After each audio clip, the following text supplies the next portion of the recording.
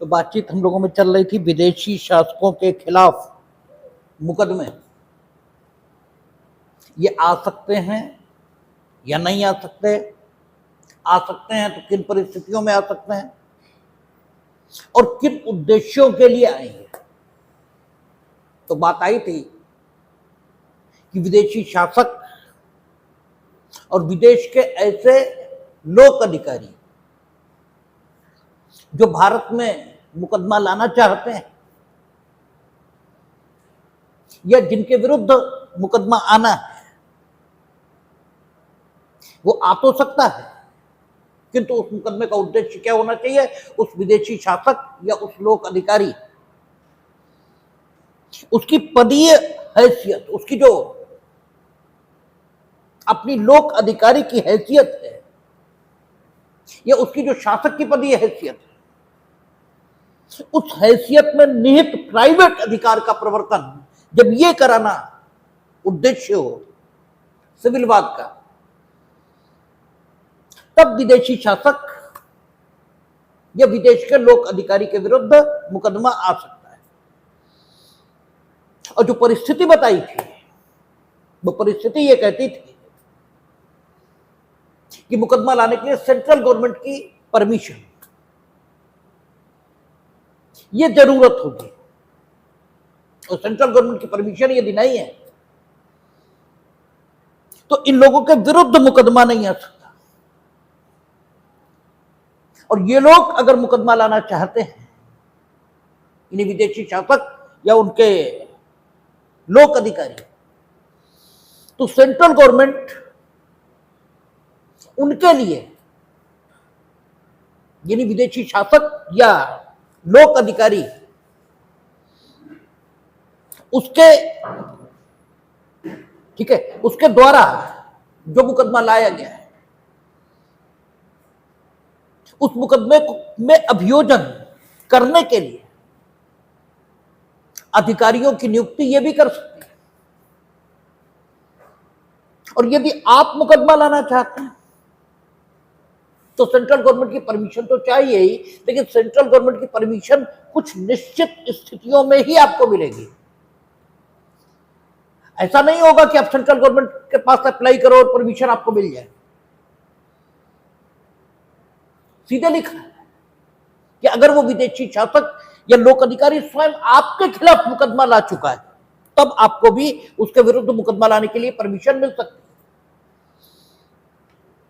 या आप अभिधारी हैं उस भूमि के जिसके मालिक वो लोग, इस ढंग की स्थितियां थी जिनमें आपको परमिशन मिलेगी, अदरवाइज परमिशन भी आपको नहीं मिलेगी।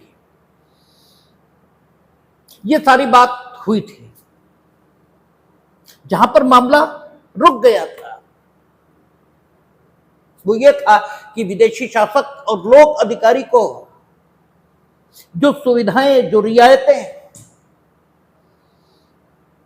जो चीजें हासिल हैं कानून में, वो विदेशी शासक और लोक अधिकारी के अतिरिक्त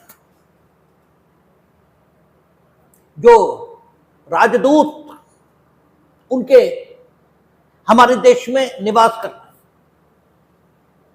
जिन्हें एम्बेसडर कहते हैं, या अन्य कोई दूत अगर भारत में मौजूद है, इन दूतावासों के कर्मचारी वृंद, ठीक है, जो उनकी एम्बेसीज हैं यहां, उनके जो कर्मचारी वृंद हैं, यानी उनका जो स्टाफ है, और ऐसे राजदूत, दूत और कर्मचारी वृंद के जो अनुचर हैं, ठीक है, यानी उनके सर्वेंट, उनके फैमिली सर्वेंट हो सकते हैं या अन्य प्रकार के सर्वेंट, उनके जो अनुचर हैं,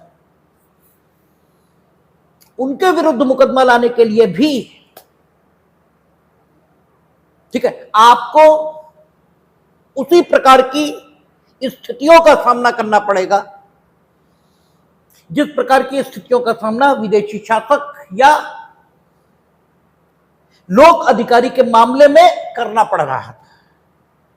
क्यों? क्योंकि लिख रहा है धारा 86 सबसेक्शन 4 कहता है इस धारा के पूर्ववर्ती उपबंध निम्नलिखित के संबंध में वैसे ही लागू होंगे जैसे वे विदेशी राज्य के संबंध में लागू होते हैं। इसका मतलब नीचे जो का, खा और गा इन कैटेगरीज में लिखा गया है, इनके विरुद्ध भी अगर आपको मुकदमा लाना है तो उस मुकदमे का उद्देश्य भी क्या होना चाहिए? इनकी पदीय हैसियत में निहित प्राइवेट अधिकार का प्रवर्तन,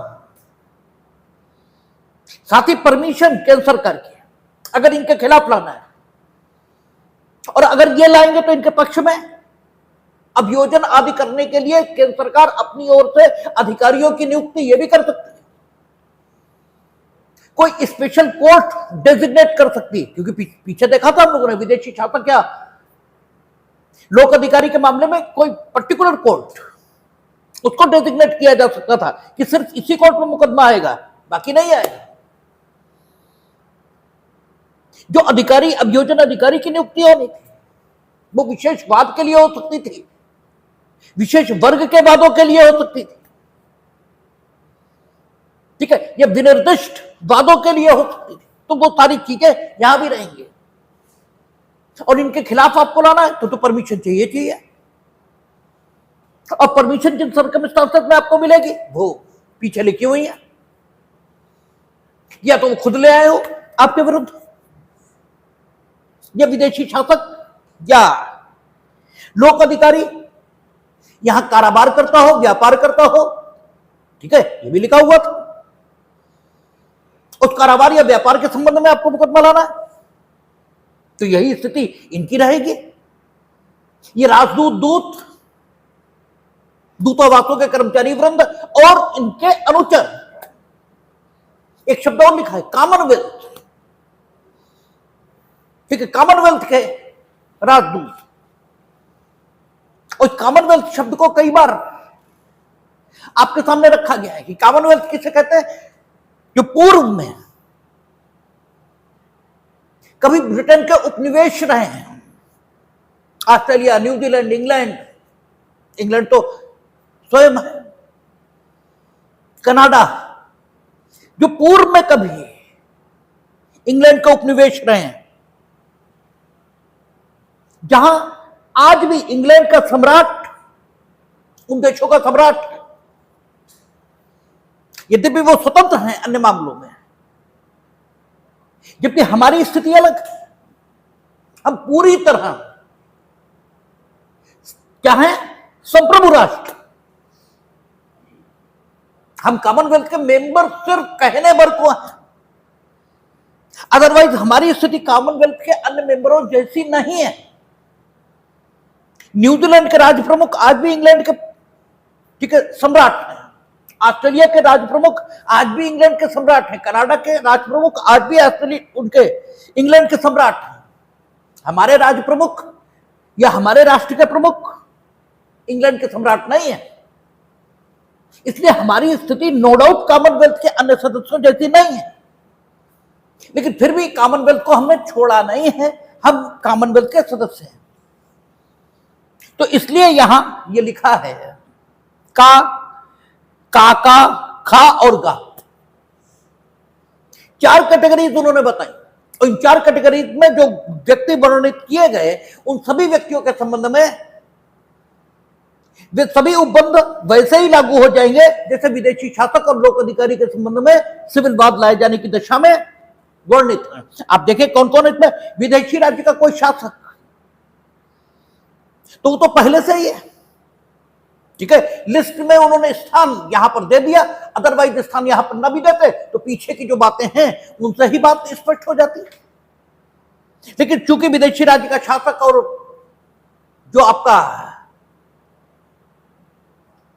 लोक अधिकारी है वो सेक्शन 84 की विषय वस्तु था।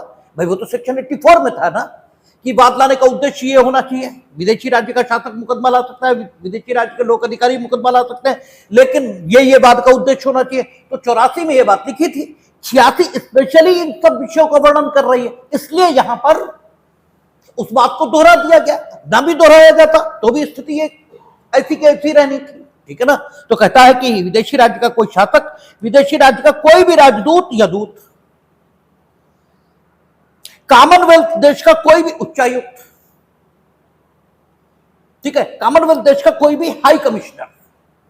अब हाई कमिश्नर का काम क्या होता है, ये हम ना तो पॉलिटिकल साइंस के विद्यार्थी है ना कुछ, और इसी में आपको एआई आदि तकनीकों का उपयोग करना चाहिए, ताकि वो 2 मिनट बता देंगे हाई कमिश्नर क्या करता है क्या नहीं करता। ठीक है, एआई या इन तकनीकों का उपयोग पढ़ाई में कैसे हो सकता है, यह आपसे कई बार पूछ लिया जाता है जीएस वगैरह में। अभी पूछा था उन्होंने, शायद एपीओ मेंस में। ठीक है, और अगर आप करते रहेंगे तो बड़ी आसानी से लिख देंगे। भाई अगर एआई का उपयोग आप करते रहेंगे तो 2 मिनट में ध्यान में आ जाएगा कि जो चीजें नहीं मालूम होती उनके लिए पहले डिक्शनरी देखनी पड़ती थी, बहुत सारी किताबें देखनी पड़ती थी, लाइब्रेरी जाना पड़ता था, समय बर्बाद होता था। अब 1 मिनट क्लिक किया आपने, 2 मिनट में सामने सारी चीजें। ठीक है, तो एआई, इसके द्वारा आपकी पढ़ाई नियंत्रित नहीं होनी चाहिए, लेकिन ये आपकी पढ़ाई में सहायक ये जरूर बनना चाहिए, क्योंकि जितनी मदद मिल सकती है उस चीज से उतनी ले लेनी चाहिए। तकनीक न्याय करे ये ठीक नहीं है, लेकिन तकनीक न्याय में सहायक हो ये बिल्कुल ठीक है। कि आप सारे एविडेंस और सारी चीजें अपलोड कर दो, एआई से पूछो इसमें जजमेंट क्या होना चाहिए, ये नहीं। ठीक है, एआई ये बता देगा कि जजमेंट इसमें क्या होना चाहिए, लेकिन ये गलत है। एआई को, ठीक है, क्या होना चाहिए, न्याय में सहायक, उसे न्याय करना नहीं चाहिए। तो ऐसे एआई आपकी पढ़ाई इसमें सहायक होनी चाहिए। तो हाई कमिश्नर हमें नहीं मालूम कि उनका क्या काम होता, संभवतः दूतों जैसा ही उनका काम होता है, लेकिन फिर दूत और हाई कमिश्नर में कुछ ना कुछ अंतर तो अवश्य होता होगा। ठीक है, तो 2 मिनट की बात है, आप देखेंगे तो आपको पता लग जाएगा। ठीक है, तो कहता कॉमनवेल्थ देश का कोई भी उच्चायुक्त तथा विदेशी राज्य के कर्मचारी वृंद का, विदेशी राज्य के कर्मचारी वृंद का, या विदेशी राज्य के राजदूत या दूत के, ठीक है ना, या कॉमनवेल्थ देश के उच्चायुक्त के कर्मचारी वृंद, ठीक है ना, यानी जो स्टाफ मेंबर्स हैं उनके, या अनुचर वर्ग का कोई भी ऐसा सदस्य जिसे केंद्रीय सरकार साधारण या विशेष आदेश द्वारा इस निमित्त विनिर्दिष्ट करे। ये एक विशेष बात आ गई कि कर्मचारी वृंद और अनुचर वर्ग, जो उच्चायुक्तों के, राजदूतों के, दूतों के, जो कर्मचारी वृंद और अनुचर वर्ग हैं, अगर उन्हें इस धारा की सहूलियतें देनी है तो सिर्फ कर्मचारी वृंद या अनुचर वर्ग का सदस्य होने के कारण से उन्हें इस धारा में वर्णित सहूलियतें नहीं मिल सकती। इसके लिए केंद्रीय सरकार का आदेश चाहिए कि अमुक वर्ग के जो अनुचर होंगे या अमुक वर्ग के जो कर्मचारी वृंद होंगे, उनके विरुद्ध यदि आप मुकदमा लाना चाहते हो, या फिर वो आप पर मुकदमा लाना चाहते हैं, ठीक है, यदि कर्मचारी वृंद वगैरह, तो जो सहूलियतें यहां बताई गई वो उनको मिल सकती है। इसके लिए केंद्र सरकार का अलग से आदेश चाहिए, क्योंकि कर्मचारी वृंद एम्बेसी में या उनके अनुचर भारतीय भी हो सकते हैं, तो परमिशन की जरूरत क्या है। ठीक है, एक भारतीय को एक भारतीय पर मुकदमा लाना है। ठीक है भाई, एक एम्बेसी अमेरिकन एम्बेसी है तो अमेरिकन एम्बेसी में काम करने वाले सब अमेरिकन थोड़ी हैं भाई, उन्हें टाइपिस्ट की जरूरत है तो टाइपिस्ट को अमेरिका बुलाएंगे, यही वैकेंसी निकालेंगे, और जो टाइपिस्ट उनके जाएगा वो नौकरी करेगा। अब उस पर मुकदमा आना है आपको, ठीक है ना, आपको उस पर मुकदमा लाना है। तो फिर क्या, काहे की परमिशन, या क्यों वो सहूलियतें दी जाए, वो आराम से आ जाएगा ऐसे ही। इससे कर्मचारी वृंद या अनुचर वर्ग इन्हें ये रियायतें दी जाएं या न दी जाएं, इस संबंध में केंद्र सरकार निर्णय कर सकेगी। और निर्णय करने का तरीका क्या होगा, वो विशेष आदेश के द्वारा स्पेसिफाई करेंगे कि स्टाफ मेंबर्स और जो उनका अनुचर वर्ग है उसमें किस वर्ग के लोगों के लिए ये रियायतें उपलब्ध रहेंगी और किन के लिए नहीं रहेंगी। ठीक है, आगे कहता है इस संहिता के अधीन निम्नलिखित व्यक्ति गिरफ्तार नहीं किए जाएंगे। ठीक है, इस संहिता के अधीन गिरफ्तार नहीं किए जाएंगे, इसका मतलब डिग्री के निष्पादन में भी गिरफ्तार नहीं होंगे। ठीक है, इसके मतलब डिग्री के निष्पादन में भी गिरफ्तार नहीं होंगे और किसी भी तरीके से उन्हें गिरफ्तार नहीं किया जा सकता। निर्णय पूर्व गिरफ्तारी, ठीक है, ये निर्णय पूर्व कुर्की, ये सब कुछ भी उनके संबंध में लागू नहीं होगा। कौन कौन, विदेशी राज्य का कोई शासक, विदेशी राज्य का कोई राजदूत या दूत, वो जो ऊपर लिखे हुए हैं, कॉमनवेल्थ देश का कोई उच्चायुक्त, और वही विदेशी राज्य के कर्मचारी वृंद का, या विदेशी राज्य के शासक, राजदूत या दूत के, या कॉमनवेल्थ देश के उच्चायुक्त के कर्मचारी वृंद का, या अनुचर वर्ग का कोई भी ऐसा सदस्य जिसे केंद्रीय सरकार साधारण या विशेष आदेश द्वारा इस निमित्त विनिर्दिष्ट करे। कर्मचारी वृंद और अनुचर वर्ग के संबंध में फिर वही बात आ गई कि केवल वे ही इस संहिता के अधीन गिरफ्तार नहीं किए जाएंगे जिन्हें केंद्रीय सरकार अपने साधारण या विशेष आदेश द्वारा स्पेसिफाई कर दे। शेष इस संहिता के अधीन गिरफ्तार किए जा सकते हैं, लेकिन विदेशी शासक, राजदूत, दूत, कॉमनवेल्थ देशों के हाई कमिश्नर, उन्हें गिरफ्तार नहीं किया जाएगा इस संहिता के अधीन। और आपसे कहा गया था ये सारे प्रोविजंस इसीलिए बने हुए हैं ताकि हमारे डिप्लोमेटिक रिलेशंस विदेशी राज्यों से खराब न हो आसानी से। ठीक है, इसलिए ये प्रोविजंस बनाए गए। आगे कहता है विदेशी शासकों का वादों के पक्ष के रूप में अभिधान। ठीक है, आप कैसे, कौन सा ढंग होगा, ठीक है, कौन सा तरीका होगा उन्हें पक्षकार बनाने का। जैसे आप डोनाल्ड ट्रंप के खिलाफ मुकदमा लाना चाहते हैं तो Donald Trump president of America ये लिखेंगे, क्या लिखेंगे। जैसे सरकार के विरुद्ध वाद आना तो सेक्शन 79 में उन्होंने बता दिया केंद्र सरकार के विरुद्ध आएगा तो भारत बंद, किसी पर्टिकुलर स्टेट के खिलाफ आएगा तो उत्तर प्रदेश राज्य या जो भी राज्य है ये पूछ देते हैं। ठीक है, प्री में कि किस ढंग से बनाया जाएगा, ढंग क्या होगा पक्षकार बनाने का। तो वही सेक्शन 87 में वो बता रहे विदेशी राज्यों का वादों के पक्षकार के रूप में अभिधान यानी स्टाइल, तरीका क्या होगा उन्हें पक्षकार बनाने का। कहता विदेशी राज्य का शासक अपने राज्य के नाम से वाद ला सकेगा और उसके विरुद्ध उसके राज्य के नाम से वाद लाया जाएगा। यानी डोनाल्ड ट्रंप लिखने की जरूरत नहीं है, स्टेट ऑफ अमेरिका। ठीक है, क्योंकि स्टेट ऑफ अमेरिका को ही रिप्रेजेंट करते हैं डोनाल्ड ट्रंप।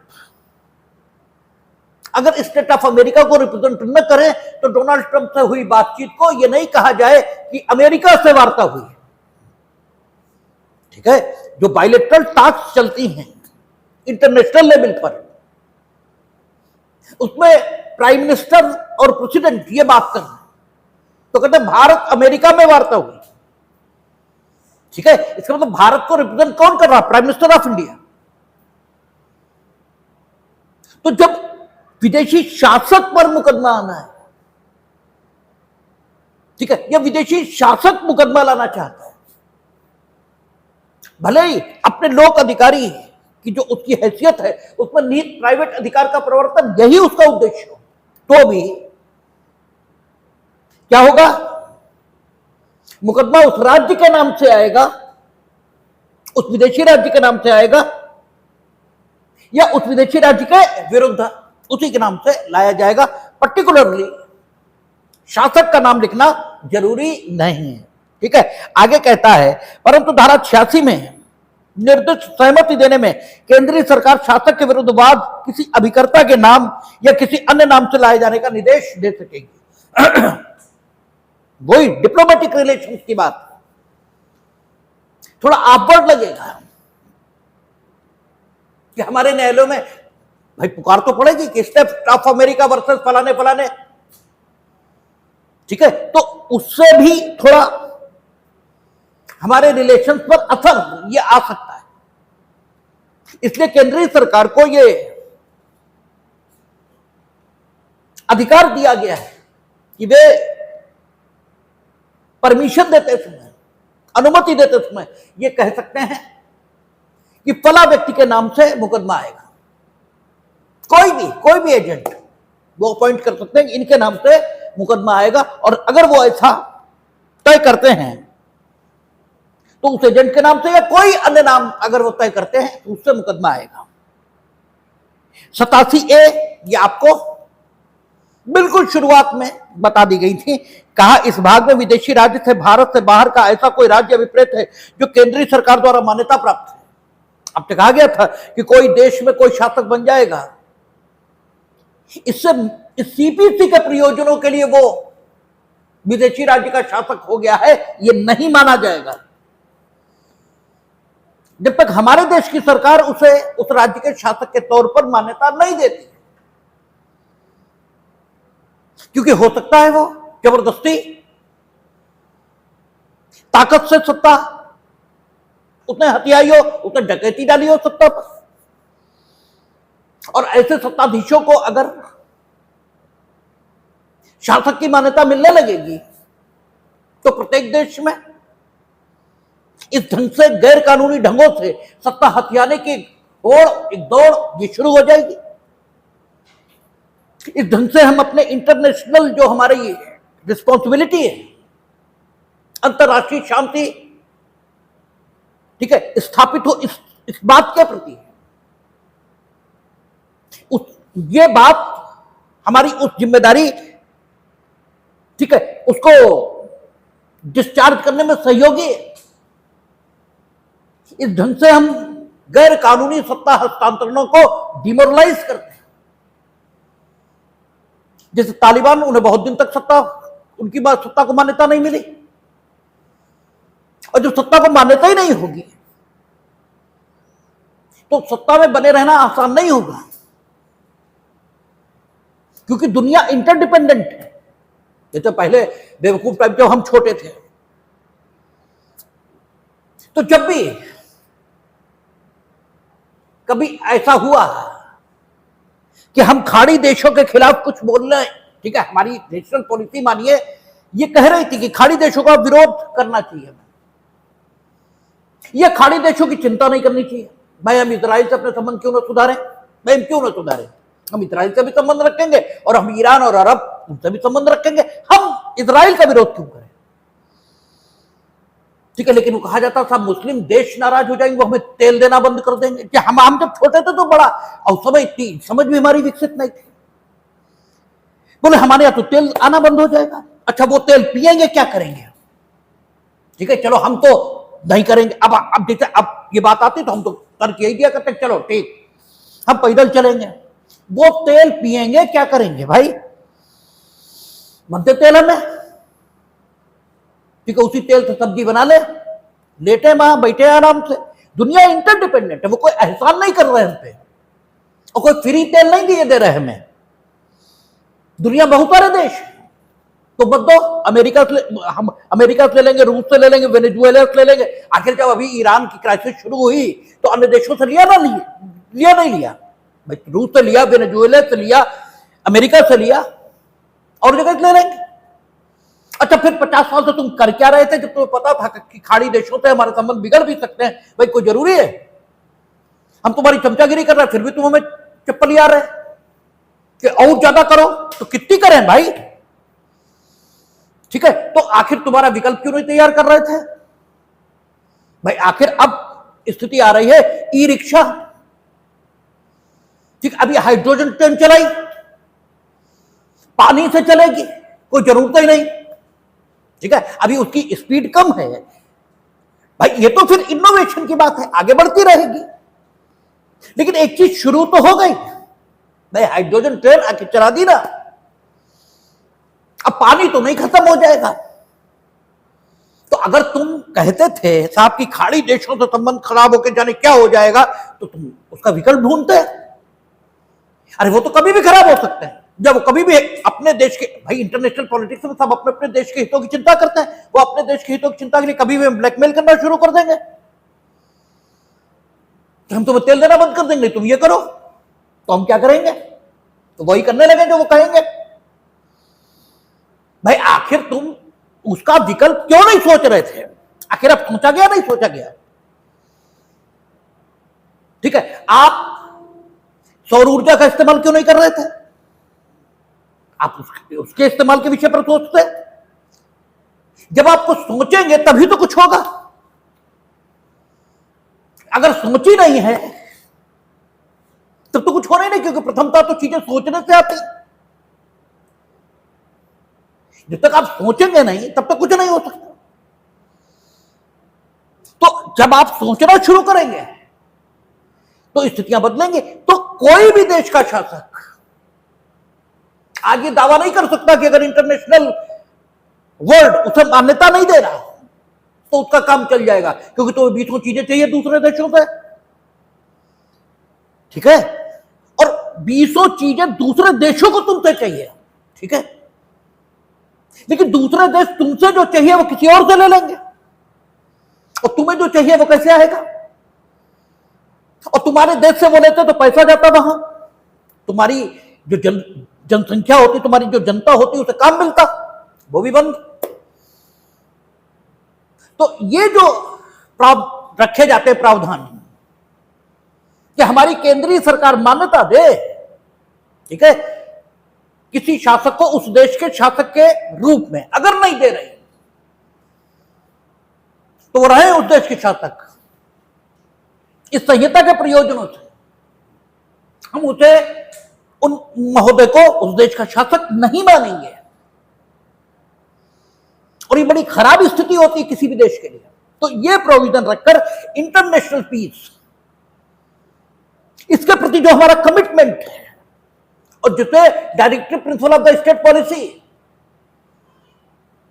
ठीक है, मेरा ख्याल है आर्टिकल 51 है, अनुच्छेद 51 नहीं, अनुच्छेद 51, हाँ 52 में भारत का एक राष्ट्रपति होगा, अनुच्छेद 51 ही होगा। उसमें इंटरनेशनल पीस के लिए भारत काम करेगा, ये लिखा हुआ है। तो ये जो बात, ठीक है ना, उस आर्टिकल में किए गए कमिटमेंट के अनुकूल है कि जो मान्यता प्राप्त शासक है हमारे देश की सरकार के द्वारा, उसी को ये सुविधाएं मिलेंगी। और अगली लाइन में उसने कहा कि विदेशी राज्य के संबंध में शासक से ऐसा व्यक्ति अभिप्रेत है जो उस राज्य के अधिपति के रूप में केंद्रीय सरकार द्वारा तत्समय मान्यता प्राप्त है। ठीक है, अच्छा, पहले जो मान्यता प्राप्त था तत्समय, ठीक है, लेकिन मुकदमा लेट आ रहा है। भाई मुकदमा तो 3 साल लिमिटेशन के भीतर कभी भी आ जाएगा, और इस समय वो शासक बदल गए। भाई चुनाव होते हैं सभी देशों में, पद्धतियां चुनाव की बदल जाएंगे। तो अगर तत्समय, यानी जब बाद कारण जन्मा था उस समय वो उस देश का शासक था, हमारे केंद्रीय सरकार द्वारा मान्यता प्राप्त, तो तत्समय वो शासक था, उसे हम विदेशी राज्य का शासक ही मानेंगे। ठीक है, आगे कहता है हर न्यायालय इस तथ्य की न्यायिक अपेक्षा करेगा। न्यायिक अपेक्षा यानी जुडिशियल नोटिस, हमने कहा था इस चैप्टर को शुरू करने से पहले ही कि एविडेंस एक्ट में पुराने धारा 56 थी, उसमें न्यायिक रूप से अवेक्षणीय तथ्यों की एक सूची दी गई थी। सूची तो 57 में दी थी, 56 में ये कहा था कि जिन तथ्यों की न्यायिक अपेक्षा की जाएगी उन्हें साबित करना जरूरी नहीं होगा। तो 57 में सूची थी। अब एक दो इधर उधर हो गया होगा, 52 और 51-52 हो गया। तो न्यायिक रूप से अपेक्षा, अंग्रेजी में कहते हैं जुडिशियल नोटिस। जुडिशियल नोटिस का मतलब यह हुआ कि न्यायालय को वे तथ्य मालूम है ऐसा मानकर चला जाएगा। तो कौन कौन से तथ्य न्यायालय को मालूम है ऐसा मानकर चला जाएगा, उनकी एक पूरी लिस्ट, सूची, ये पहले सेक्शन 57 में थी या 52 में है। तो उसमें ये बात लिखी हुई है, इसे यहां पर दोहरा दिया गया है, अदरवाइज न भी दोहराया जाता तो भी एविडेंस एक्ट में ये लिखा ही था। उन्होंने कहा कि हर न्यायालय इस तथ्य की न्यायिक अपेक्षा करेगा कि कोई राज्य केंद्रीय सरकार द्वारा मान्यता प्राप्त है या नहीं। मतलब ये मानकर चला जाएगा कि न्यायालय को ये पता है कि अमुक राज्य और उसका शासक केंद्रीय सरकार द्वारा मान्यता प्राप्त है, और कोई व्यक्ति राज्य के अधिपति के रूप में केंद्रीय सरकार द्वारा मान्यता प्राप्त है या नहीं। ये सारी बातें मानकर चली जाएंगी, ये माना जाएगा न्यायालय को ये बातें पता है, साबित करने की कोई जरूरत नहीं। लेकिन 57 में अंत में यह भी लिखा है कि जिन तथ्यों की न्यायालय न्यायिक अपेक्षा करेगा, अगर उनमें से किसी को वो अपने समक्ष साबित किए जाने की अपेक्षा करता है तो आपको साबित करना भी पड़ेगा, तो कुछ नहीं तो लिख के आ जाएगा संबंधित सरकार के मंत्रालयों से। ठीक है, तो ये अब कहता भूतपूर्व भारतीय राज्यों के शासकों के विरुद्ध वाद। इसे इसीलिए लिखना पड़ गया क्योंकि जब सीपीसी बनी उस समय भूतपूर्व भारतीय शासक को थे ही नहीं। भूतपूर्व भारतीय शासक तो 15 अगस्त 1947 इसके बाद आए, जब हमें स्वतंत्रता मिली। ठीक है ना, पहले तो यहां देशी रियासतें थी, उन रियासतों के अलग अलग राज प्रमुख थे, और अंग्रेजों ने 2 राष्ट्रों का गठन किया, हिंदुस्तान और पाकिस्तान, और सभी देशी रियासतों को स्वतंत्रता दी कि चाहे हिंदुस्तान में मिल जाए चाहे पाकिस्तान में। सरदार वल्लभ भाई पटेल उन्होंने एकीकरण किया भारतीय रियासतों का। तो देशी रियासतों के जो शासक थे, और अंग्रेजों ने यह भी अधिकार दिया था कि देशी रियासतें चाहे तो स्वतंत्र रहें। ये खालिस्तान की मांग वहीं से आती है। ठीक है, महाराजा रणजीत सिंह के उत्तराधिकारी है, उनसे राज्य लिया गया था पंजाब, तो कहते हम स्वतंत्र रहेंगे, वो तो हमें अधिकार मिला हुआ है। तो खालिस्तान की मांग वहीं से आती है। ठीक है, इस प्रकार की मांगे वहीं से आई हैं, और अंग्रेज चाहते भी यही थे कि इतने राष्ट्र बने कि एक मजबूत राष्ट्र उनके सामने कभी आया ही नहीं। तो इसलिए जो भूतपूर्व भारतीय राजा थे उन्हें भी विदेशी राज्य के शासकों के समान फैसिलिटीज सिविल सूट के मामले में प्रोवाइड कराई गई, और न कि सिविल सूट के मामले में बल्कि सिविल सूट से संबंधित सभी प्रकार की कार्यवाहियों के बारे में। सिविल सूट से संबंधित जो कार्यवाहियां हो सकती, जैसे निर्णय पूर्व गिरफ्तारी, निर्णय पूर्व कुर्की, अस्थायी आदेश, आप ठीक है आपके खिलाफ मिला हुआ था, आपने उसकी अवज्ञा कर दी तो 2A के परिणाम होंगे। तो जितनी भी मिसलीनियस कार्यवाहियां चलती हैं किसी भी सिविल सूट में, उन सब में जो पूर्व के देशी राजा थे, पूर्व के भारतीय राजा थे देशी रियासतों के, उनके जो शासक थे उन्हें उसी प्रकार की सुविधाएं दी गई जैसे विदेशी राज्य के शासकों को मिली है। किससे? 87B के प्रभाव से। और यह भी पूछ दिया जाता कि भूतपूर्व भारतीय राज्यों को किस सेक्शन के प्रभाव से, ये सीधे सेक्शन ही पूछते हैं। 87B कहता है जो भूतपूर्व भारतीय राज्य के शासक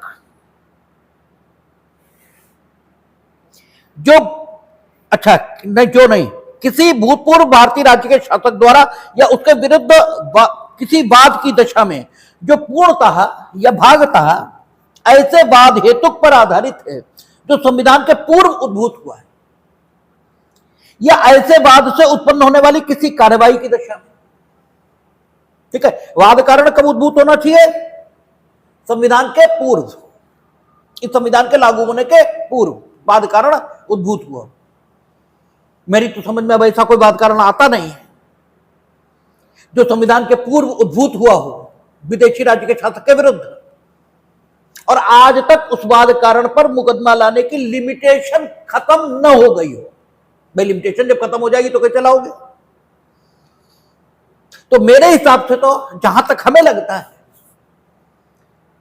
कि ऐसे सारे वाद कारण जो संविधान के पूर्व उद्भूत हुए हैं और जिनके आधार पर विदेशी राज्यों के शासकों के द्वारा या उनके विरुद्ध मुकदमे आ सकते थे, उन सारे मुकदमों के लिए लिमिटेशन समाप्त हो गई होगी, ऐसा हमें लगता है। लेकिन जो कुछ हमें लगता है वो हो ही गया होगा ऐसा कतई जरूरी नहीं है, क्योंकि लिमिटेशन बीतनी उस दिन से प्रारंभ होगी जिस दिन वाद कारण की जानकारी आएगी। ठीक है, लिमिटेशन बीतनी कब से प्रारंभ होती है यह भी लिमिटेशन एक्ट में लिखा है। तो हो सकता है भैया कोई ऐसा अनमोल सा वाद कारण आ जाए जो संविधान के लागू होने के पूर्व उत्पन्न हुआ हो और जिसके आधार पर विदेशी राज्य के शासक या के द्वारा या उसके विरुद्ध मुकदमा आ सकता हो और अंडर लिमिटेशन हो। और यदि ऐसा है तो विदेशी राज्य के शासक के विरुद्ध या उसके द्वारा वाद लाए जाने की दशा में विदेशी शासकों को या उनके दूतों को या उनके उच्चायुक्तों को, उनके राजदूतों को, उनके कर्मचारी वृंद और अनुचर वर्ग को केंद्रीय सरकार के आदेश से स्पेसिफाई किए जाने पर जो सुविधाएं उपलब्ध हैं वो इन्हें भी उपलब्ध हो जाएंगी उस वाद कारण के संबंध में भी और उस वाद कारण से उद्भूत होने वाली किसी कार्यवाही के संबंध में भी। ठीक है, अगर उस वाद कारण से जो वाद लाया गया उस वाद से संबंधित कोई कार्यवाही और उद्भूत हो गई, जैसे उसमें स्टे हो गया और स्टे का वायलेशन किया गया है ऐसा आरोप है, तो वो उस वाद से उद्भूत होने वाली कार्यवाही है। तो उसके संबंध में भी धारा 85 और 86 के धारा 1 और 3 के उपबंध में ऐसे शासक के संबंध में उसी प्रकार लागू होंगे जैसे वे किसी विदेशी राज्य के संबंध में लागू होते हैं। इस धारा में भूतपूर्व भारतीय राज्य से वह भारतीय राज्य अभिप्रेत है जिसे केंद्रीय सरकार राजपत्र में अधिसूचना द्वारा इस प्रयोजनों के लिए विनिर्दिष्ट करे। ठीक है, केंद्रीय सरकार राजपत्र में अधिसूचना द्वारा यह बताएगी कि इतने भारतीय राज्य थे और उनका विदेशी शासक। संविधान का प्रारंभ 26 जनवरी 1950 तो है ही है और किसी भूतपूर्व भारतीय राज्य के संबंध में शासक का वही अर्थ है जो संविधान के अनुच्छेद 363 में। तो ये आपका विदेशी राज्यों, शासकों और सरकार के विरुद्ध वादों की स्थिति। अब धारा कह रहे आदेश 27 में सरकार के विरुद्ध वाद लाने की दशा में प्रक्रिया कैसे चलेगी उसका जिक्र किया गया है। कुल इसमें 8-10 नियम है, क्योंकि 8 का और खा ऐसे करके हैं, 5 का और 5 खा ऐसे करके हैं, तो कुल मिलाकर गणना करेंगे तो 10-12 नियम बैठेंगे। कहता है कुछ विशेष इसमें नहीं है और हमने आज तक देखा भी नहीं कि सरकार के विरुद्ध वादों की प्रक्रिया के जो नियम हैं वो किसी पेपर में पूछे गए। अधिकतम इतना पूछा गया कि सरकार के विरुद्ध वादों को लाने की प्रक्रिया किस आदेश में है, तो आदेश 27। जो कुछ पूछते हैं अधिकतम धाराओं से पूछते हैं सरकार के विरुद्ध वाद लाने की दशा में। लेकिन अब पेपर का जो पैटर्न आ रहा है सामने उसमें कुछ भी नहीं कह सकते। ठीक है, जब उन्होंने स्वीकृति के आधार पर निर्णय कब पारित किया जा सकता है किस नियम में, तो वो आदेश 12 नियम 6 पूछ लिया। आदेश 12 में भी नियम 6 पूछा है, तो फिर पूछा कुछ भी जा सकता है, इसलिए इसको देख लेंगे। कहता है सरकार द्वारा या उसके विरुद्ध वाद, आदेश 27 नियम 1 कहता है सरकार के द्वारा या उसके विरुद्ध वाद। ठीक है, जब आएगा तो वाद पत्र उपस्थित करके ही आएगा और सरकार के विरुद्ध होगा तो लिखित कथन प्रस्तुत ही करना होगा। और हमने पहले ही कहा कि सरकार तो असेंबली ऑफ पर्सन्स है, सरकार कोई एक व्यक्ति नहीं है, वो पूरा एक सिस्टम है, वो पूरी एक मशीनरी है। अब सरकार के विरुद्ध वाद है, ये सरकार स्वयं मुकदमा लाई तो वाद पत्र और लिखित कथन कौन साइन करे, समस्या ये तो होगी, क्योंकि वाद पत्र उपस्थित करके ही सिविल वाद संस्थित होगा। और वो वादी सरकार है, और सरकार कोई व्यक्ति नहीं है, वो असेंबली ऑफ पर्सन्स है। तो आखिर सरकार में शामिल कौन लोग वाद पत्र पर हस्ताक्षर करेंगे? उसके जो कथन होंगे उनको सत्यापित करेंगे, क्योंकि सत्यापन तो जरूरी है। आदेश 7 नियम 15 है संभवतः सत्यापन के संबंध में। संभवतः जब नियम बोले तो आप न देख लेंगे। जहां तक हमें याद पड़ता है आदेश 7 नियम 15 है। तो सत्यापित कौन करेगा? यही स्थिति लिखित कथन की है 15। तो लिखित कथन प्रतिवादी की ओर से आएगा, अब सरकार के विरुद्ध वाद है फिर वही समस्या है।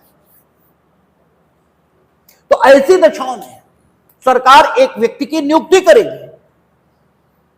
उस व्यक्ति की नियुक्ति करने में सरकार इस तथ्य का ध्यान रखेगी कि वाद के जो तथ्य हैं उनका भली भांति ज्ञान संबंधित व्यक्ति को रहे, अन्यथा वो क्या वाद पत्र साइन करेगा और क्या लिखित कथन, क्योंकि वाद पत्र में जो कुछ वो कहेगा उसके संबंध में सत्यापन ये लिखा जाएगा कि मेरी निजी जानकारी से वो सत्य है, वो भी आदेश 7, ठीक है, नियम 15 या कहीं पर लिखा होगा, नियम 15 14 हो सकता है, नियम 15 में ही होगा संभवतः जहां तक है कि बात का सत्यापन वाद पत्र का ये किया जाएगा और उसमें लिखा जाएगा कि कौन से तथ्य वादी अपनी निजी जानकारी के आधार पर, ठीक है, और कौन से तथ्य विधिक परामर्श आदि की सत्यता के विश्वास के आधार पर न्यायालय के समक्ष अभिकथित कर रहा है, यह लिखना पड़ेगा, ठीक है, ताकि वाद पत्र में कोई झूठा कथन ना आए। और उसके सपोर्ट में अब तो धारा 26 से कह रही शपथ पत्र भी देना होगा, ठीक है, तो झूठा शपथ पत्र नहीं आ सकता, इसलिए सरकार ऐसे व्यक्ति की नियुक्ति करेगी जो मामले के तथ्यों से अवगत हो। अदरवाइज उस सत्यापन में कैसे ही ये बात कह पाएगा कि मेरी निजी जानकारी से ये तथ्य सत्य है, कह नहीं पाएगा, ठीक है। तो ऐसे व्यक्ति की नियुक्ति करें ताकि वो वाद पत्र और लिखित कथन अपनी निजी जानकारी के आधार पर सत्यापित कर सके। लिखा हुआ है कि सरकार के विरुद्ध वाद द्वारा या विरुद्ध किसी विवाद में वाद पत्र या लिखित कथन ऐसे व्यक्ति द्वारा हस्ताक्षरित किया जाएगा जिसे सरकार साधारण या विशेष आदेश द्वारा इस निमित्त नियुक्त करे। तो साधारण आदेश से कर सकती है कि शाहजहांपुर जिले में जितने मुकदमे आएंगे पीडब्ल्यूडी के खिलाफ जूनियर इंजीनियर उन्हें सत्यापित करेंगे, ऐसे कर सकती है। या अमुक मुकदमा जो है उस मुकदमे में फला, ठीक है, वाद पत्र और लिखित कथन को सत्यापित करेंगे, हस्ताक्षरित किया जाएगा जिसे सरकार साधारण विशेष आदेश द्वारा इस निमित्त नियुक्त करे और किसी ऐसे व्यक्ति द्वारा सत्यापित किया जाएगा जिसे सरकार इस प्रकार नियुक्त करे और जो मामले के तथ्यों से परिचित, ठीक है ना। तो जब तक मामले के तथ्यों से परिचित नहीं होगा तब तक सत्यापित कर ही नहीं पाएगा। इसलिए मामले के तथ्यों से परिचित, ये आदेश 27 नियम 1 कहता सरकार के लिए कार्य करने के लिए प्राधिकृत व्यक्ति। तो सरकार या तो व्यक्तियों को नियुक्त करेगी और जो सरकार के द्वारा उसकी ओर से कार्य करने के लिए प्राधिकृत व्यक्ति होंगे उन्हें अपने किसी प्राधिकार पत्र को न्यायालय के समक्ष प्रस्तुत नहीं करना होगा। सरकार के जो वकील होते हैं वो भी सरकार की ओर से प्राधिकृत होते हैं, इसलिए हम लोगों को कहीं भी किसी भी मुकदमे में कोई वकालतनामा नहीं देना पड़ता है। जिसमें सरकार पार्टी है उसमें हम खड़े होंगे, ठीक है, क्योंकि कानून में ही प्रोवाइड है कि हमें कोई प्राधिकार पत्र ये नहीं देना है। सीआरपीसी में भी था, मेरा ख्याल है 301 था, ठीक है, जिसमें कहा था कि अभियोजन का संचालन 301 हो 303 में ही कहीं पर था, ठीक है, कि प्राधिकार पत्र नहीं देना है। तो ऐसे यहां कह रहा है किसी भी न्यायिक कार्यवाही के बारे में सरकार के लिए कार्य करने के लिए पदेन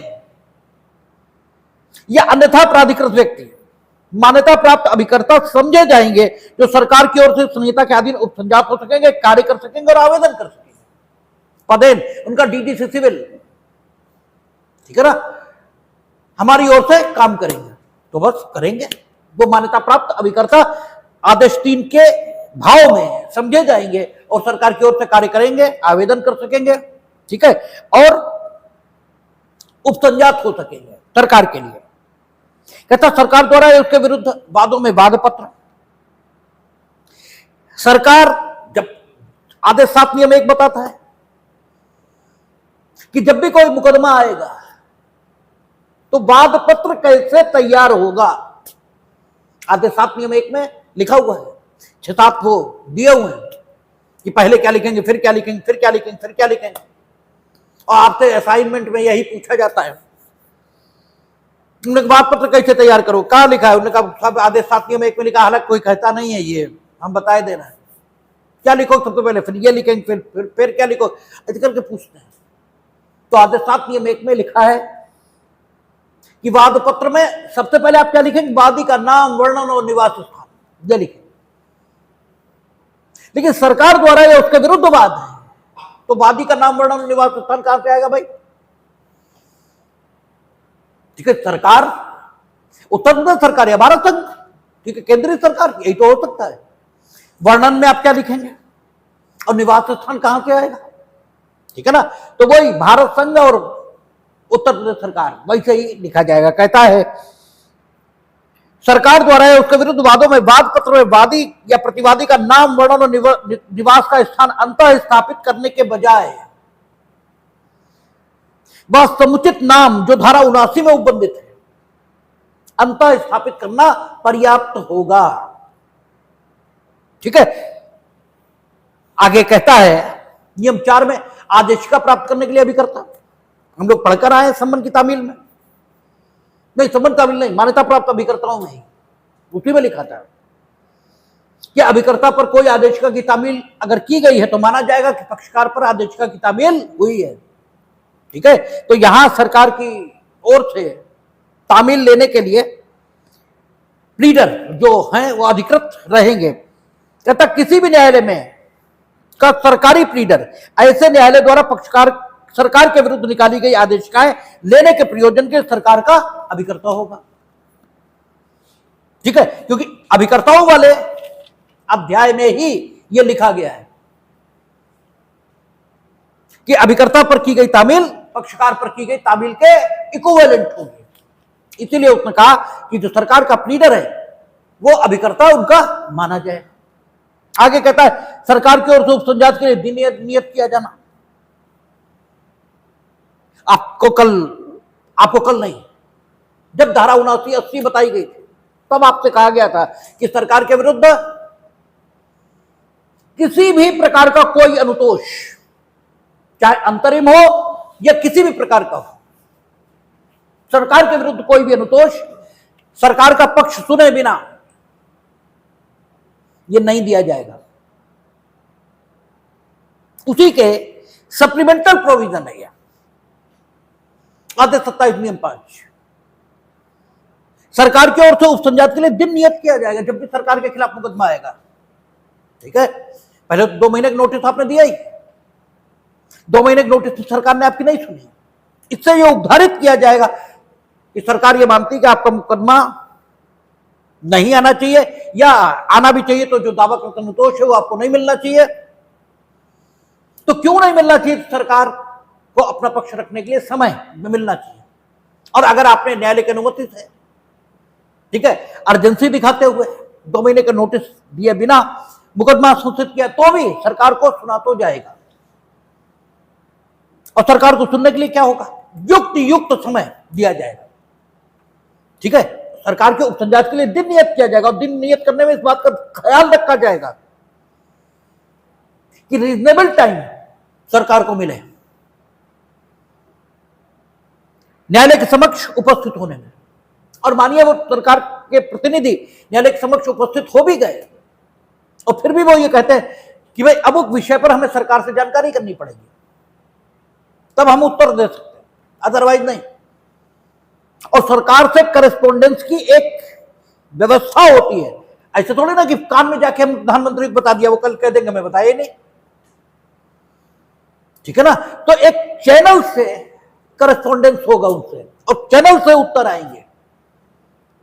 ठीक है, तो सरकारी प्लीडर को इतना समय दिया जाएगा ताकि वो जो व्यवस्था बनाई गई है करस्पॉन्डेंस की, उस व्यवस्था से सरकार से संपर्क कर सके और सरकार का जो निर्देश हो उसके मुताबिक सरकार का पक्ष न्यायालय के समक्ष रख सके। लेकिन यह युक्त समय 2 मास से अधिक नहीं बढ़ाया जाएगा, ठीक है, क्योंकि अंतरिम या कोई अनुतोष मांगा गया तो 2 मास से अधिक नहीं बढ़ाया जाएगा। कहता है न्यायालय वह दिन नियत करेगा, न्यायालय वह दिन नियत करते समय जिस दिन वाद पत्र का उत्तर सरकार द्वारा दिया जाना है, ठीक है, उपसंजाति की जरूरत तो तभी होगी सरकार की, अगर सरकारें वादी है तब तो सरकार ने ही उपस्थित किया, तब तो प्रतिवादी उपसंजात होना है, ठीक है। सरकार की उपसंजाति के लिए दिन नियत करना, इसका मतलब सरकार के खिलाफ मुकदमा आया है। नियम 5 जिस स्थिति के लिए बना है उस स्थिति में सरकार के खिलाफ मुकदमा है, सरकार के द्वारा नहीं है, क्योंकि सरकार के द्वारा होता तो सरकार की उपसंजाति के लिए दिन नियत करने की जरूरत क्या है, तो सरकार उपस्थित ही होगी, वाद पत्र तो वही लाएगी। तो कहता है न्यायालय वह दिन नियत करते समय जिस दिन वाद पत्र का उत्तर सरकार द्वारा दिया जाना है, दिन लिखित कथन के लिए दिन नियत करते समय इतना युक्त समय अनुज्ञात करेगा जितना सरकार को आवश्यक संसूचना उचित प्रणाली द्वारा भेजने के लिए और सरकार की ओर से उपसंजात होने और उत्तर देने के लिए सरकारी प्लीडर को अनुदेश देने के लिए आवश्यक, और उस समय को स्वविवेकानुसार बढ़ा सकेगा। किंतु इस प्रकार बढ़ाया गया समय कुल मिलाकर 2 मास से अधिक नहीं होगा, ठीक है ना, कुल मिलाकर 2 मास से अधिक नहीं होगा। लोक अधिकारी के विरुद्ध बाद में सरकार को पक्षकार के रूप में संयोजित किया जाना, ठीक है, लिखित कथन प्रस्तुत करते समय, ठीक है, कह रहा है उत्तर सरकार द्वारा दिया ना, इतना युक्त समय अनुज्ञात करेगा। लिखित कथन की बात नहीं की है उसने, लिखित कथन के लिए तो 90 डेज पहले से ही मिले हुए हैं, ठीक है, लिखित कथन के लिए तो 90 डेज पहले से ही मिले हुए हैं। इसका मतलब यह हुआ कि लिखित कथन के अलावा आपने जो अनुतोष क्लेम कर रखे हैं, ठीक है ना, निर्णय प्राप्त करने से पहले ही आपने जो अनुतोष क्लेम कर रखे तो वो अंतरिम प्रकार के ही होंगे, उन्हें अनुदत्त किए जाने के लिए 2 महीने तक बढ़ाया जाएगा समय। लिखित कथन के लिए नहीं, लिखित कथन 90 डेज ऑलरेडी है, समय तो सबके लिए है। लोक अधिकारी के विरुद्ध बाद में सरकार को पक्षकार के रूप में संयोजित किया जाना, यह नया जोड़ा, ठीक है, मूल में नहीं था 1976 में। अब स्थिति यह कि किसी भी लोक अधिकारी के विरुद्ध आप मुकदमा लाओगे तो सरकार आवश्यक पार्टी है, सरकार को आवश्यक पार्टी बनाएंगे, और लोक अधिकारी के विरुद्ध मुकदमा आएगा तो सरकार को आवश्यक पार्टी बनाएंगे, तो सीधी बात 2 महीने का नोटिस बस्ट हो गया, क्योंकि सरकार पार्टी हो गई तो 2 महीने का नोटिस देना ही देना। खाली लोक अधिकारी होता तो तब हम देखते कि पदी हैसियत में किया जाना तात्पर्य हो जो काम, उसके लिए अगर आप मुकदमा ला रहे हो तो 2 महीने का नोटिस देना था। लेकिन 5A के प्रभाव से अब सरकार आवश्यक पार्टी हो गई, आप लोक अधिकारी के खिलाफ मुकदमा ला रहे हो, बस पदी हैसियत में किया जाना कार्य तात्पर्य था उसके लिए ला रहे हो या किस लिए ला रहे हो इसका मतलब ही नहीं, सरकार आवश्यक पक्षकार है, तो 2 महीने का नोटिस मस्ट हो गया। कहता है जहां लोक अधिकारी के विरुद्ध, कुछ नहीं कहा उसने, केवल इतना ही कहा, जहां लोक अधिकारी के विरुद्ध वाद, अच्छा नहीं वही है, ठीक है, जहां लोग, पिछली बात नहीं वही लिख दिया उसने, पदी हैसियत में किया गया। जहां लोक अधिकारी के विरुद्ध वाद किसी ऐसे कार्य के बारे में जिसके संबंध में यह अभिकथित किया गया कि वह आपने पदी हैसियत में किया है, नुकसानी या अन्य अनुतोष के लिए संस्थित किया जाता है, वहां सरकार को बाद में पक्षकार के रूप में संयोजित किया जाएगा। आगे लिख दिया पदी हैसियत, तो बात वही रहेगी। अब 5B कहता है देखिए सरकार के खिलाफ मुकदमे अगर चल रहे तो अंततः राज्य का ही नुकसान होता है, इसलिए जुडिशरी भी राज्य का भाग है, राज्य का अंग है, इसलिए उसकी जिम्मेदारी है कि सरकार के विरुद्ध अगर मुकदमे तो उनमें समझौते हों जल्द, इसका प्रयास न्यायालय अपनी ओर से करेगा। यह भी नया जोड़ा है 5B 1976 से।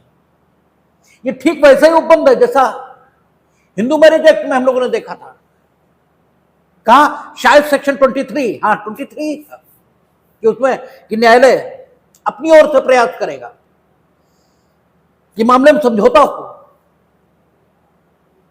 तो ऐसे यहां पर है और करते हैं वहां प्रयास, खूब करते हैं और हर स्तर पर करते हैं। तो रिवीजन भी आ गया तो भी उनने पति पत्नी बीच तो उन्होंने बुलाया, क्या झगड़ा है, क्या बात, क्यों नहीं जा रहे, करते हैं प्रयास। तो ऐसे यहां है, सरकार के विरुद्ध अगर मुकदमा है तो न्यायालय का ही कर्तव्य है कि वो समझौते के लिए रास्ता निकाले, और समझौते के लिए रास्ता निकालने में सरकार से अनुदेशों की जरूरत हो सकती है। तो इसलिए मामले को स्थगित करने की शक्ति भी 5B में दी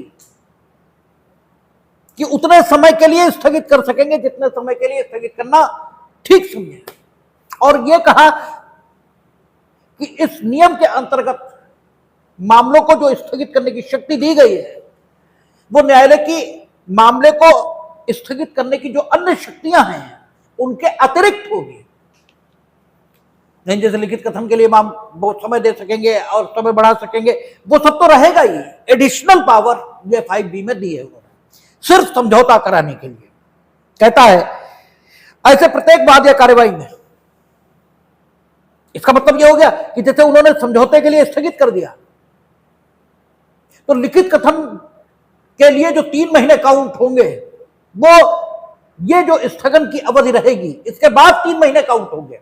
अगर मानिए समझौता नहीं हो पाता और लिखित कथन प्रस्तुत करने की स्थिति आती है तो लिखित कथन के लिए जो 90 डेज हैं वो इस स्थगन की अवधि के बाद गणना किए जाएंगे, क्योंकि यहां लिखा है कि ये जो स्थगित करने की शक्ति है न्यायालय की, ये न्यायालय की मामलों को स्थगित करने की अन्य शक्तियों के अतिरिक्त है। तो यहां जब स्थगित रहा तो फिर 90 डेज की गणना आप इस अवधि के बीतने के बाद करेंगे। ठीक है, कहता है ऐसे प्रत्येक वाद या कार्यवाही में जिसमें सरकार अपनी पदीय हैसियत में कार्य करने वाला लोक अधिकारी पक्षकार है, सरकार या अपनी पदीय हैसियत में कार्य करने वाला लोक अधिकारी पक्षकार है, न्यायालय का यह कर्तव्य होगा, it will be the duty of court, कोई आपसे अप्लाई करे या न करे, आपसे कोई ना कहे कि समझौता कराइए, फिर भी it is the duty of your self. कहता न्यायालय का यह कर्तव्य होगा कि वह वाद की विषय वस्तु के बारे में निपटारा कराने में पक्षकारों की सहायता करने के लिए हर प्रयास प्रथमता करे, जहां ऐसा करना मामले की प्रकृति और परिस्थितियों में सुसंगत हो। या तो आप लिखे कि मामले की प्रकृति और परिस्थिति ऐसी है जिसमें हो ही नहीं सकता, तो ये जाना कैसे आपने? पहले बात करेंगे, जब नहीं हो पाएगा तभी तो जानेंगे। ये पहले ही आपको पता लग गया, आकाशवाणी हो गई कि प्रकृति और परिस्थितियों में सुसंगत नहीं है। आप प्रयास करेंगे तभी तो पता लगेगा, तो प्रथमता प्रयास करना पड़ेगा। यदि किसी ऐसे वाद या कार्यवाही के किसी प्रक्रम में स्टेज कोई हो बिफोर जजमेंट, न्यायालय को यह प्रतीत होता है कि पक्षकारों के बीच निपटारा होने की युक्त संभावना है, तो न्यायालय कार्यवाही को ऐसी अवधि के लिए जो वह ठीक समझे स्थगित कर सकेगा, जिससे कि ऐसा निपटारा कराने के लिए प्रयत्न किए जा सके। ठीक है, और उपनियम 3 कह रहा है उपनियम 2 के अधीन प्रदत्त शक्ति कार्यवाहियों को स्थगित करने के लिए न्यायालय की किसी अन्य शक्ति के अतिरिक्त है। ठीक है, अन्य शक्ति के अतिरिक्त। तो यहां स्थगित हो गया तो कोई अन्य काम करने के लिए मानिए न्यायालय ने 10 दिन का समय दे रखा था, तो उन 10 दिन की गणना इस समय के बीत जाने के बाद होगी। ठीक है ना, क्योंकि समझौते के प्रयासों के लिए स्थगित कर दिया गया। आगे कहता है सरकार के विरुद्ध वाद से संबंध रखने वाले प्रश्नों का उत्तर देने योग्य व्यक्ति की हाजिरी। वाद पत्र लिखित कथन सरकार के अधिकारी ने हस्ताक्षर करके भेज दिया, लेकिन पीछे हम लोग देख कर आए पर्सनल अटेंडेंस के लिए नहीं कहा जाएगा जब तक कि, क्योंकि लोक सेवा का उपाय किए बिना वो नॉर्मली उपस्थित हो ही नहीं पाएंगे। तो न्यायालय कभी भी ऐसे व्यक्ति की हाजिरी अपेक्षित कर सकेगा जो मामले में प्रश्नों के उत्तर दे सके, तो ये तो सामान्य बात है, वो होना भी चाहिए। कहता न्यायालय किसी ऐसे मामले में जिसमें सरकारी प्लीडर के साथ सरकार की ओर से ऐसा कोई व्यक्ति नहीं है जो वाद संबंधी किन्हीं भी तात्विक प्रश्नों का उत्तर देने में समर्थ हो, ऐसे व्यक्ति की हाजिरी के लिए भी निर्देश दे सकेगा। खाली सरकारी प्लीडर उपस्थित हो रहे हैं सरकार की ओर से, वाद पत्र लिखित कथन आ चुका है। और कोई प्रश्न उठा उसके बारे में जानकारी चाहिए तो निर्देश दिया जा सकेगा कि सरकार का ऐसा अधिकारी जो उन प्रश्नों का उत्तर दे सके जो उससे पूछे जाए, न्यायालय के समक्ष नियत दिनांक पर उपस्थित हो। आगे कहता है समय का इसलिए बढ़ाया जाना कि लोक अधिकारी सरकार से निर्देश करके पूछ सके। तो ये तो बात सही है। कई बार होता है कि डीजीसी या हम लोग कहते हैं कि साहब पूछना पड़ेगा तो बात करनी पड़ेगी, कहते हैं कि बताइए कैसे हुआ, तो हम लोग कहते हैं कि साहब बात करनी पड़ेगी, हम पूछवाते हैं कैसे हुआ क्या हुआ, ठीक है। उन्होंने कहा कि थाने ये चीज नहीं है इसमें, तो हम कहते हैं कि समझ दीजिए सर, हम थाने से पता करते हैं क्या हुआ, तो लेटर भेजते हैं तो आता है थाने। तो वही चीजें यहां पर कहते हैं जहां प्रतिवादी कोई लोक अधिकारी है और समन मिलने पर यह उचित समझता है कि वाद पत्र का उत्तर देने से पूर्व बात सरकार को निर्देशित की जाए। लोक अधिकारी है, पद की हैसियत में काम करने के कारण से उस पर मुकदमा आया है और वो ये उचित समझता है कि हम न्यायालय में कोई उत्तर दे इससे पहले हम सरकार से समुचित निर्देश ले लें। तो कहता है जहां प्रतिवादी को लोक अधिकारी और संबंध मिलने पर वह उचित समझता है कि वाद पत्र का उत्तर देने से पूर्व बात सरकार को निर्देशित की जाए, वहां वह न्यायालय को आवेदन कर सकेगा कि संबंध में नियत समय उसके लिए इतना बढ़ा दिया जाए जितना उसे उचित प्रणाली द्वारा ऐसा निर्देश करने के और उस पर आदेश प्राप्त करने के लिए आवश्यक। क्योंकि आप ये नहीं कहेंगे पर्सनली जाके पूछ लो, उचित प्रणाली द्वारा जो तरीका है उससे। आगे कहता है न्यायालय ऐसे आवेदन पर उस समय को उतना बढ़ा सकेगा जितना उसे आवश्यक प्रतीत हो। नहीं आ पाया आगे फिर समय बढ़ाया जाएगा। तो लगभग आदेश 27 खत्म है। एक नियम 8 बचा, 8 का कुछ है नहीं, 8 का कुछ है नहीं, ठीक है। तो कल हम कोशिश करेंगे ये और आपका 27A और 28 में कुछ नहीं, ये खत्म कर लें, ठीक है। और 29 और 30 फिर एक साथ खत्म करने की बात करेंगे। देखो